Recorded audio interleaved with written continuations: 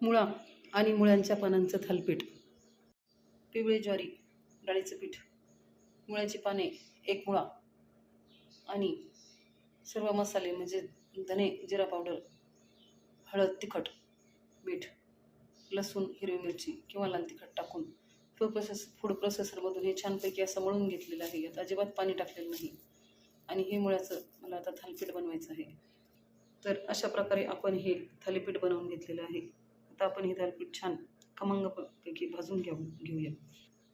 तर अशा प्रकारे आपण हे मुळा आणि मुळ्याचे पाने यांचं थालीपीठ बनवलेलं आहे. हे थालीपीठ आता आपण छान भाजून घेऊया. सोबतच मुळा, बेसन पीठ, डाळीचं पीठ याचं मी असं मोकळं पीठ मळताना थोडंसं बॅटर काढून ठेवलं आहे, ज्याचं मी आता मुळ्याचं बेसन तयार करणार आहे. परंतु बेसनमध्ये मी पूर्ण बेसन न वापरता ज्वारीचं पीठ मिक्स करणार आहे.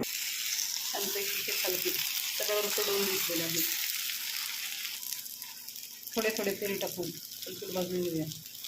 अगदी थोडंसं तेल टाकायचं आहे.